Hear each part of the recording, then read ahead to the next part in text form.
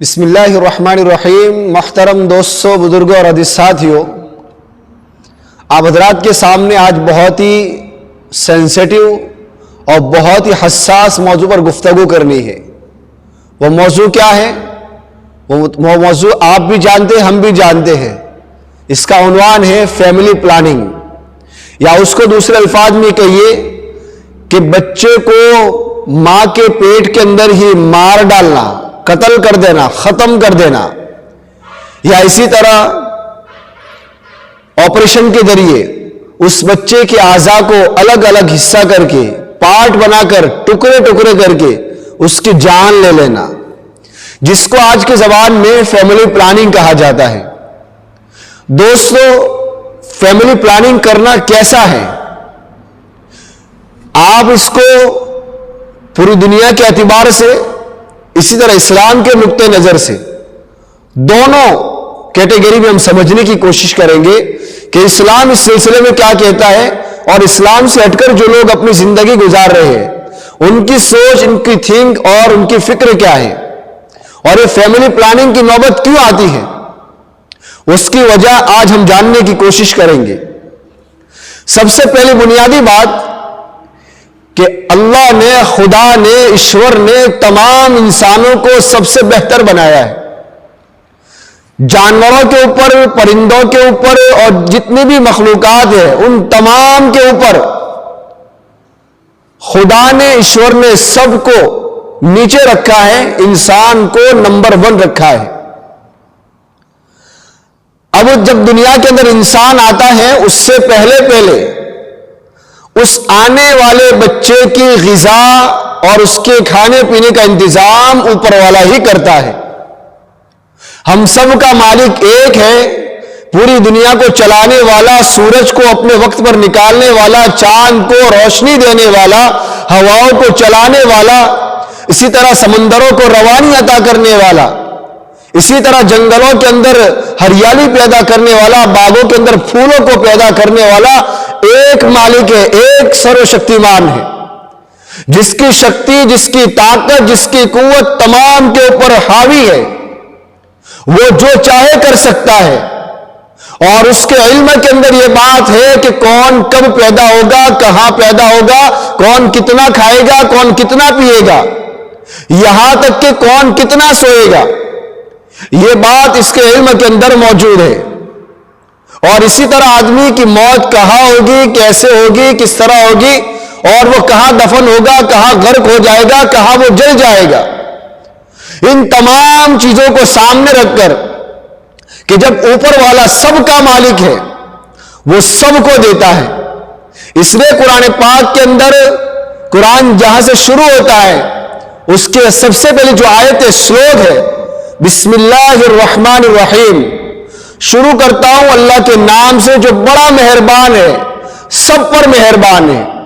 اور یہ مہربانی صرف مسلمانوں کے لیے نہیں ہے، یہ مہربانی صرف ایمان والوں کے لیے نہیں ہے، بلکہ یہ مہربانی اوپر والے کی، قدرت کی، ایشور کی، خدا کی، اللہ کی، پوری مخلوق کے لیے، پورے انسان کے لیے، جاندار کے لیے اور بے جان کے لیے، سب کے لیے ہے۔ اور اس کی رحمدلی، اس کی صفت رزاقیت، اس کی رحمدلی اور محبت، مودت تمام کے لیے ہے۔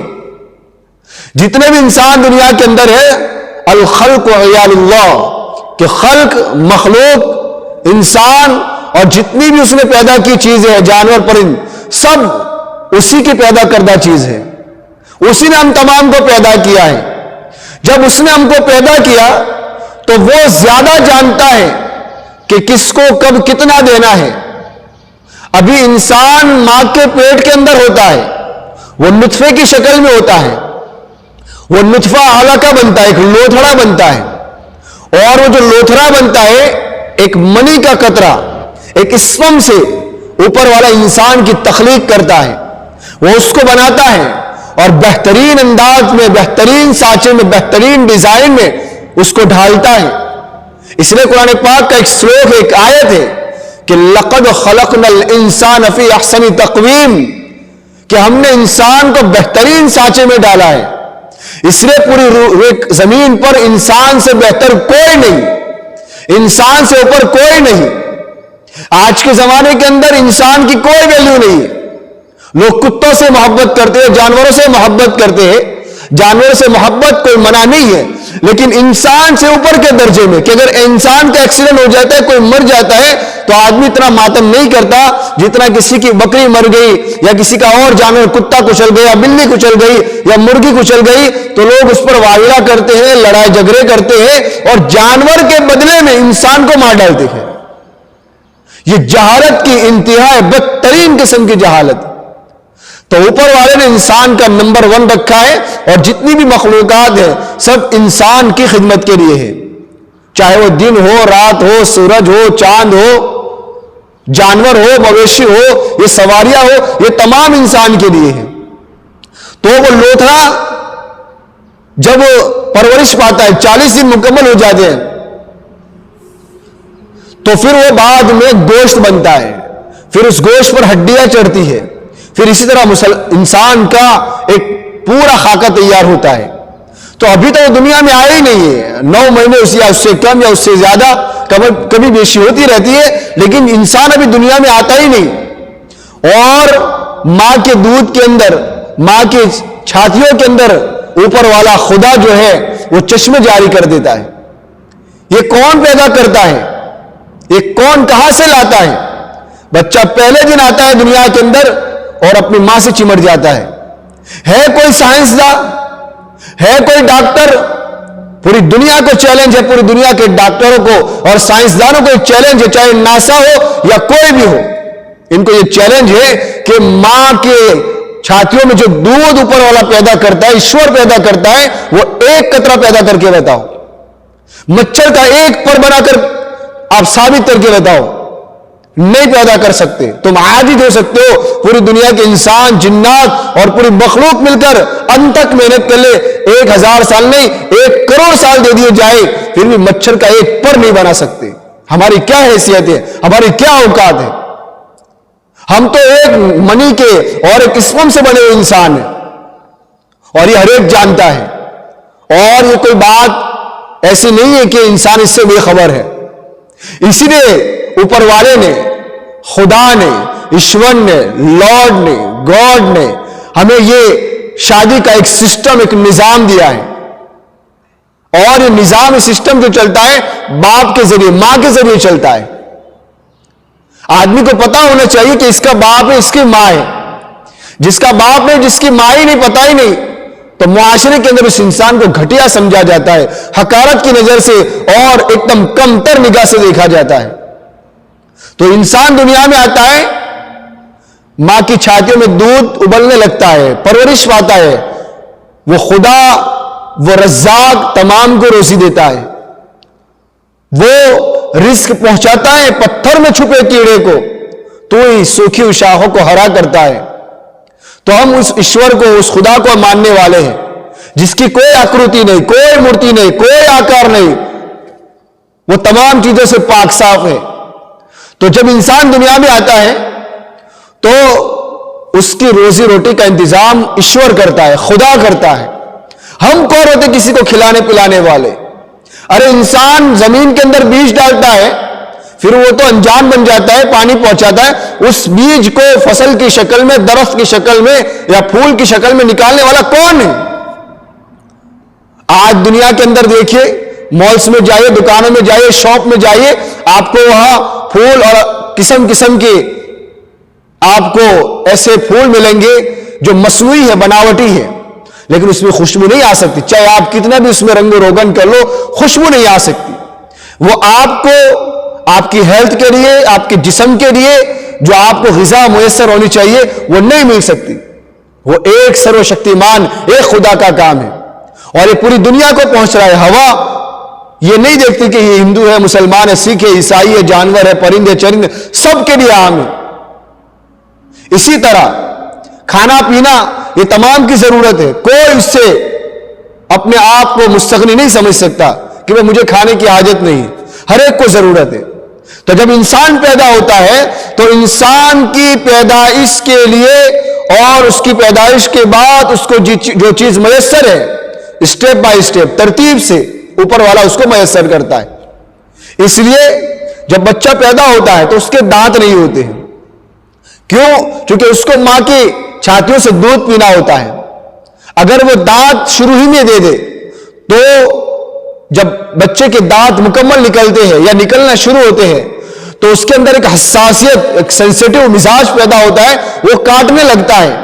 اس لیے آپ انگلی ذرا دیکھ کر دیکھیے، یا اسی طرح میڈیکلز کے اندر کچھ چیزیں ملتی ہے کہ بچے کو اس کے منہ تک رکھ دیا جاتا ہے تاکہ وہ اس کے ساتھ کھیلتا رہے اور اپنا وقت گزارتا رہے.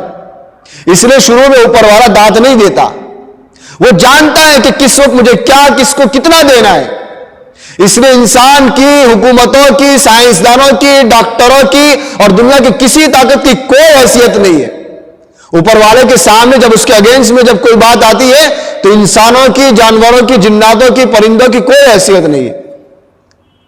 تو جب انسان دنیا میں آتا ہے تو اس کے روزی روٹی کا انتظام اوپر والا ہی کرتا ہے. آج دنیا کے اندر دیکھا جاتا ہے کہ الگ الگ حکومتوں کے اندر، ہمارے ہندوستان میں تو بعد میں، اس سے پہلے دوسری کنٹریز کے اندر، چین میں، جاپان میں، اسی طرح کوریا کے اندر، امریکہ کے اندر، یہ ایک پلاننگ کہ بھئی فیملی پلاننگ، ہم دو ہمارے دو، یعنی دو رہیں گے، اس سے زیادہ نہیں رہیں گے. اور جو پلاننگ بنا رہے ہیں، جو دستور اور قانون بنا رہے ہیں، ان سے پوچھا جا رہا ہے کہ بھئی آپ دستور اور قانون بنا رہے ہیں، ہم دو ہمارے دو، تو ہم آپ سے پوچھتے ہیں کہ آپ اپنے باپ کی اولاد ہیں تو آپ کا نمبر کون سا ہے؟ تو وہ کہتا ہے جی میرا 5واں نمبر ہے. سبحان اللہ. جو پلاننگ کر رہا ہے، جو قانون بنا رہا ہے، جو دستور بنا رہا ہے، ہم دو ہمارے دو، وہ اس کی باپ کی اولاد میں 5ویں نمبر پر آتا ہے. اس لیے جب امریکہ کے اندر یہ قانون لاگو کیا گیا تو جو یہ بل لے کر آیا تھا تو اس آدمی کا پیدائشی نمبر 5واں تھا. اسی طرح اتر کوریا کے اندر جب یہ بات آئی تو جس نے بات رکھی وہ اپنے باپ کی 7ویں اولاد تھی. تو اعتراض کرنے والوں نے اعتراض کیا، پھر اس قانون کو بسم کر دیا گیا، اس کو ڈیلیٹ کر دیا گیا. اب بدقسمتی سے یہ قانون ہمارے ہندوستان میں بھی آیا، ہم دو ہمارے دو. لیکن دیکھا جاتا ہے کہ ہم دو ہمارے دو کے پیچھے نقصانات بہت زیادہ ہے، اور جس کی اولاد زیادہ ہوتی ہے فائدے زیادہ ہیں. میں پہلے بھی کہہ چکا ہوں کہ پیدا کرنے والا ایک خدا ہے. اب اسلام کیا کہتا ہے سوچئے. میں ہندوؤں سے، عیسائیوں سے، یہودیوں سے اور پوری دنیا کے انسانوں سے عام دعوت دیتا ہوں اور انہیں فکر پڑھنے پر مجبور کرتا ہوں کہ قرآن کہتا ہے وَلَا تَقْتُلُوا أَوْلَادَكُمْ خَشْيَةَ إِمْلَاقٍ. اب دنیا کے لوگ قانون بنا رہے، کہاں سے لائیں گے، کہاں سے کھائیں گے، اتنے ساروں کو کہاں سے پلائیں گے. اور یہ باتیں وہ لوگ کر رہے جن کی اولاد ہی نہیں ہے. ہنسی بھی آتی ہے کہ بھائی ایسے لوگ قانون بنا رہے ہیں جن کی شادیاں بھی نہیں ہوئی، وہ لوگ قانون بنا رہے ہیں. اور یہ سارے قانون قدرت کو اور خدائی قانون کے اگینسٹ کے اندر اس سے ٹکراتے ہیں. اور یاد رکھنا جو خدا کے سامنے آتا ہے وہ کچھ دن کے لیے موج مستی کر لیتا ہے، اچھل کود کر لیتا ہے، لیکن بالآخر پھر اس کو شرمندہ ہونا پڑتا ہے. ہم خود اپنے پاؤں پر کلاڑی مارتے ہیں. اسلام کے اندر کوئی فیملی پلاننگ نہیں. آپ بچوں میں ڈسٹنس اور اس کے اندر کچھ سالوں کا فرق رکھ سکتے ہیں، لیکن اسلام اس کی مذمت کرتا ہے، کنڈیم کرتا ہے کہ یہ چیز نہیں ہونی چاہیے. ہاں اگر کوئی بیماری ہو، کسی عورت کو تکلیف وغیرہ ہو تو اس کا مسئلہ الگ ہے. اسلام کہتا ہے اور قرآن کہتا ہے وَلَا تَقْتُلُوا أَوْلَادَكُمْ خَشْيَةَ إِمْلَاقٍ، کہ تم اپنی اولاد کو بھوکمری کے ڈر سے قتل نہ کرو، ان کو پیٹ کے اندر مت مارو، دوائیاں دے کر، انجیکشن دے کر ان کو ختم مت کرو. تم ڈر رہے ہو، گھبرا رہے ہو کہ بھئی بچہ پیدا ہوگا، ہم کہاں سے کھلائیں گے، کہاں سے پلائیں گے. قرآن اس کا جواب آگے دیتا ہے. قرآن کہتا ہے نَحْنُ نَرْزُقُهُمْ وَإِيَّاكُمْ، ہم انہیں بھی روزی دیں گے اور تمہیں بھی روزی دیں گے. دیکھو قرآن جو کہتا ہے نا، ایک ایک بات سچوٹ کرتا ہے اور پرفیکٹ بات ہوتی ہے قرآن کی، اور ڈنکے کی چوٹ بات ہوتی ہے کہ انہیں بھی ہم روزی دیں گے اور تم کو بھی روزی دیں گے. یعنی جو بچہ پیدا ہونے والا ہے پہلے اس کو روزی دیں گے، پھر تم کو روزی دیں گے. اس لیے ہم نے تو دیکھا ہے جس کے ہاں بچے زیادہ ہوتے ہیں وہ زیادہ خوشحال ہوتے ہیں. اتنا اچھا لگتا ہے کہ جس کے گھر کے اندر بچے زیادہ ہوتے ہیں اس کا آنگن بھرا رہتا ہے. اور ہم نے دیکھا ہے کئی مالداروں کو, بزنس مینوں کو, ڈاکٹروں کو جن کا ایک لڑکا ہے ایک لڑکی ہے اور انہوں نے پلاننگ کر رکھی ہے کہ 2 ہی بچے, تو جب ان کے گھر جاتے ہیں تو گھر قبرستان لگتا ہے, ویران لگتا ہے. آدمی کے اندر ایک وحشت طاری ہو جاتی ہے. بیوی کہی ہے, باپ کہیں بیٹھا ہوا ہے, پوچھا جاتا ہے تمہاری اولاد کہاں ہے, کہتے ہیں امریکہ میں کہ انگلینڈ میں. کیا فائدہ ایسی اولاد کا جو ماں باپ کے پاس نہ ہو. ایجوکیشن دلوائیے, ضرور دلوائیے, کوئی منع نہیں ہے, لیکن فیملی پلاننگ یہ جو تھنک ہے, یہ سوچ ہے, یہ بہت ہی خطرناک سوچ ہے اور یہ قدرت کے اگینسٹ میں ہے. اور قرآن کہتا ہے کہ ہم ان کو بھی روزی دیں گے, تم کو بھی روزی دیں گے. ان قتلہم کان خطأ کبیرا, ان کو قتل کرنا, ان کو اندر مار ڈالنا, کریٹن کروانا, یہ بہت بڑا گناہ ہے. زمانے جاہلیت میں, یعنی جو اسلام کا یہ, جب پروفیٹ محمد صلی اللہ علیہ وسلم دنیا میں نہیں آئے تھے, اس سے پہلے عرب ہسٹری آپ اٹھا کر دیکھیے, اتہاس اٹھا کر دیکھیے کہ وہ لوگ اپنی بچیوں کو, لڑکیوں کو زندہ درگور کر دیتے تھے. یہ مزاج آج بھی باقی ہے کہ اگر کسی کو پتہ چل جاتا ہے کہ پیٹ میں بچی ہے تو ڈاکٹر سے سانٹھ گانٹھ ہو جاتی ہے, بات چیت ہو جاتی ہے اور کریڈن ہو جاتا ہے. لیکن حکومت نے, گورنمنٹ نے یہ قاعدہ بنایا ہے کہ کوئی بھی ڈاکٹر ماں کے پیٹ کے اندر جو شیشو ہے, جو بچہ ہے, جو پرورش پا رہا ہے, اس کے بارے میں بالکل نہ بتایا جائے. انہوں نے, گورنمنٹ نے جو قانون بنایا ہے, ہم اس کو اپریشیٹ کرتے ہیں, ہم اس کو سراہتے ہیں, ہم ان کو سلام کرتے ہیں. ایک اچھا قانون ہے. تو زمانے جاہلیت میں محمد صلی اللہ علیہ وسلم کی آمد سے پہلے عرب اپنی بچوں کو زندہ دفن کر دیتے تھے. امیر لوگ, مالدار لوگ تو اس لیے مار ڈالتے تھے بچیوں کو تاکہ وہ کہتے تھے کہ ہمارا کوئی داماد نہ بنے اور ہمیں ذلت اور عار اٹھانی نہ پڑے. اور غریب لوگ اس لیے اپنے بچیوں کو اور اولاد کو مار ڈالتے تھے کہ ان کو کہاں سے کھلائیں گے. یہ سوچ, یہ تھنک آج بھی ہے. یاد رکھنا, انسان جتنے دنیا میں پیدا ہوتے ہیں اسی طرح انسان دنیا میں مرتے بھی ہیں. جہاں انسان پیدا ہو رہے ہیں وہاں انسان مر بھی رہے ہیں. اس لیے آج بھی دنیا میں اتنی جگہ خالی ہے کہ اگر روزانہ ٹائمز آف انڈیا کے سروے کے مطابق, انہوں نے, امریکہ نے آج خود یہ اس بات کا اعتراف کیا ہے, قبول کیا ہے کہ فیملی پلاننگ کا جو کانسیپٹ ہے وہ بالکل غلط ہے. میں نے آپ سے پہلے بتایا کہ جو فیملی پلاننگ کا پلان لے کر آیا تھا وہ خود اپنے باپ کی 5ویں اولاد میں سے تھا.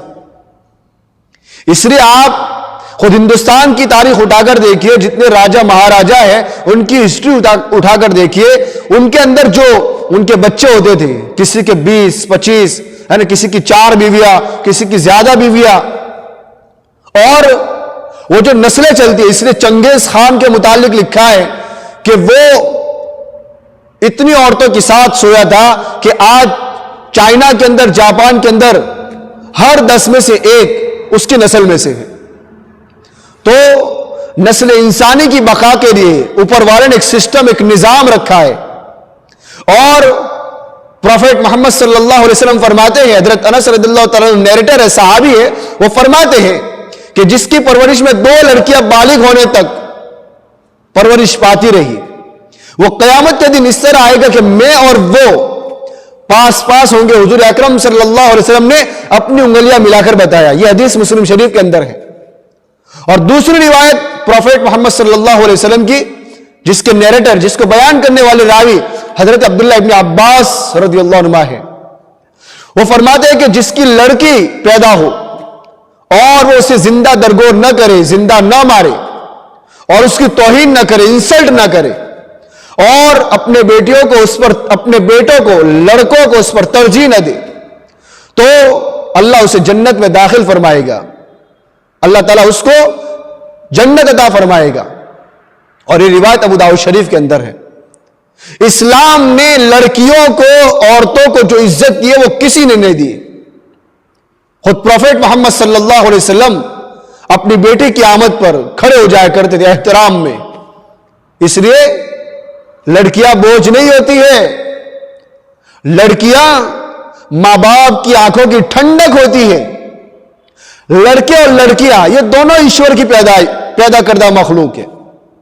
اس لیے قرآن پاک کے اندر ایک آیت ہے، عجیب بات یہ ہے کہ اسلام نے جو عورت کو مقام دیا ہے، بدقسمتی سے ہمارے ہندوستان کے لوگ، بھارت کے لوگ، چاہے ہندو ہو کوئی بھی ہو، وہ قرآن کی سٹڈی نہیں کرتے۔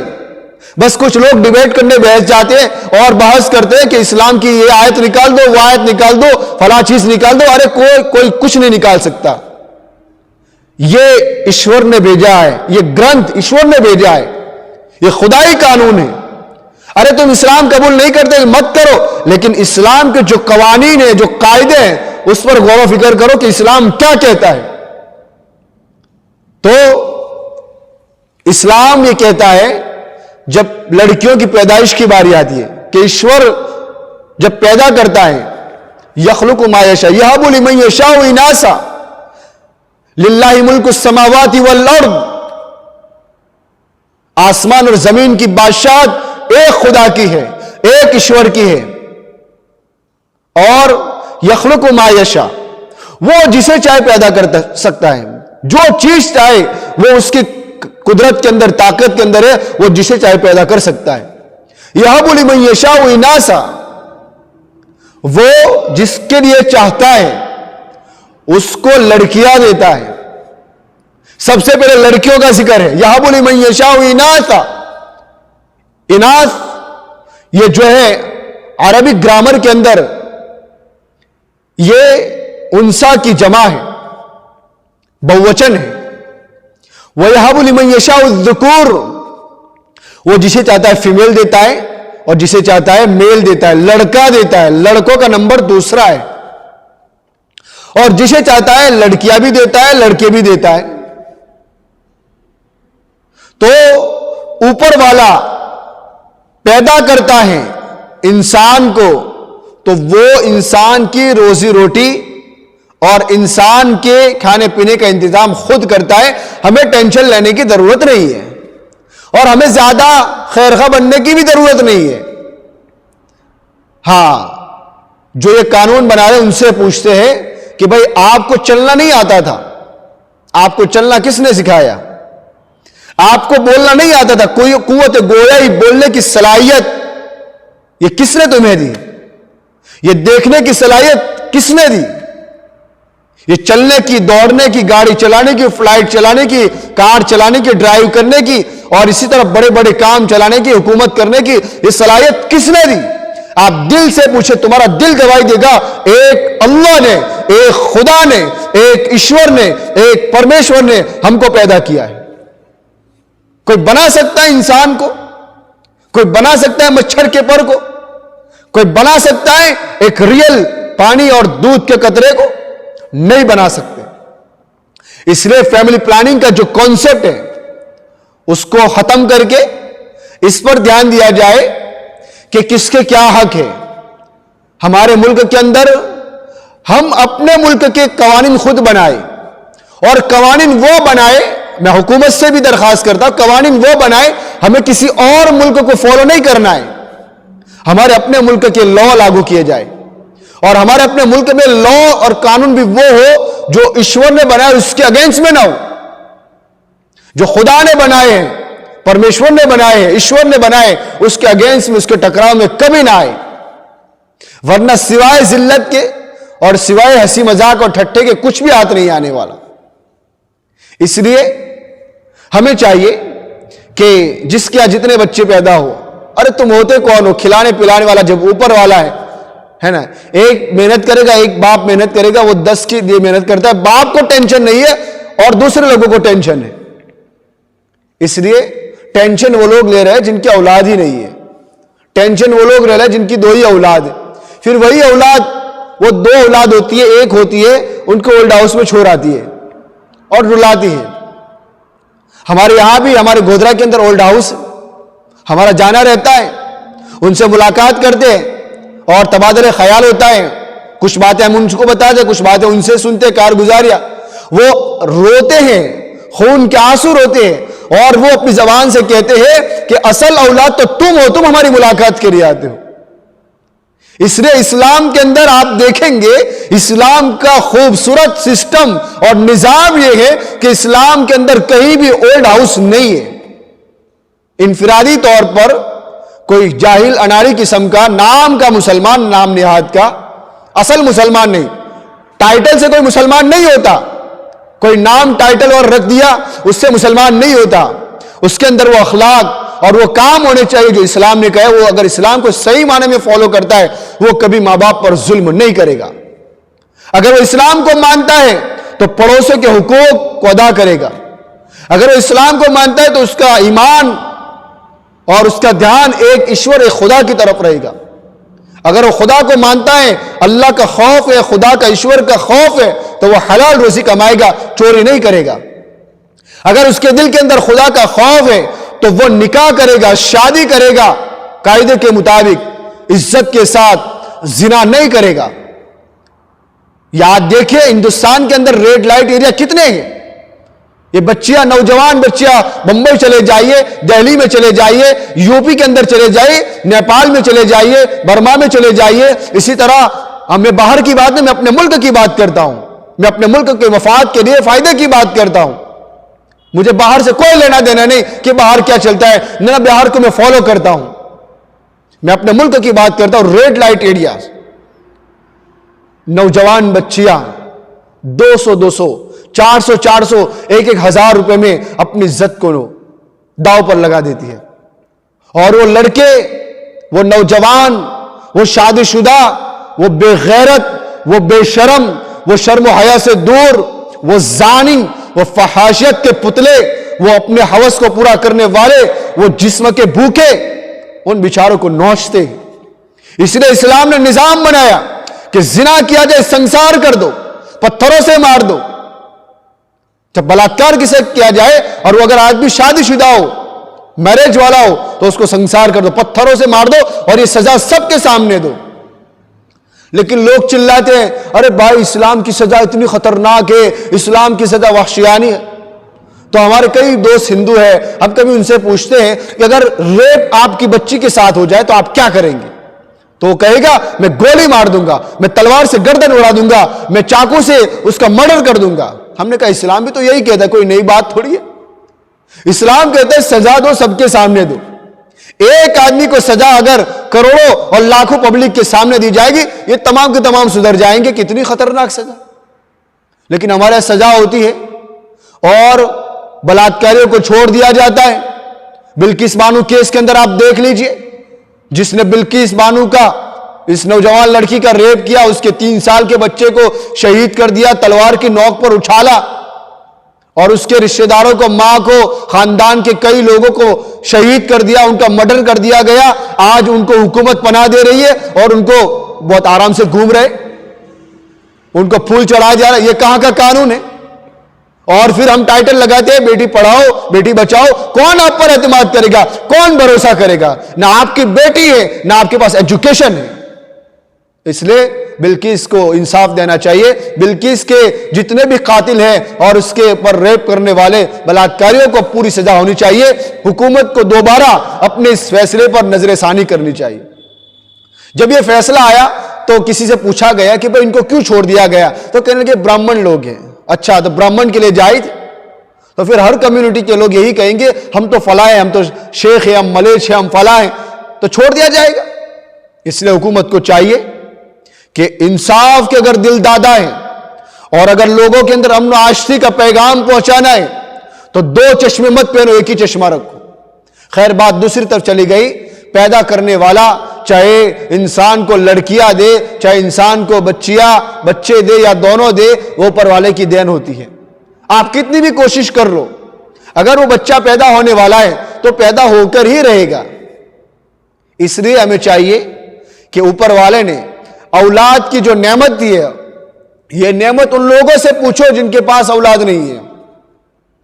10 سال ہو گئے، 20 سال ہو گئے. 3 دن پہلے ہمارے سامنے کارگزاری آئی تو جس کے اولاد نہیں تھی تو ایک غیر مسلم جوڑے نے بچے کو باندھ کر کچرے میں ڈالنے کی کوشش کی. وہاں ایک مسلمان مہیلا پہنچ گئی، وہ ان کی تھوڑی جان پہچان تھی. ان سے پوچھا یہ کیا کرتے ہو؟ کہا بچی پیدا ہوئی، لڑکی پیدا ہوئی ہے. کہا ایک کام کرو، بچی ہمیں دے دو، ہم اس کو پالیں گے، اس کی جان مت لو. تو وہ اس مسلم مہیلا نے، مسلم لڑکی نے ہندو جوڑے کپل کے پاس سے اس چھوٹی بچی کو لے لیا اور اپنے پاس رکھ لیا. یہ تازہ واقعہ ہے، بالکل آنکھوں کے سامنے.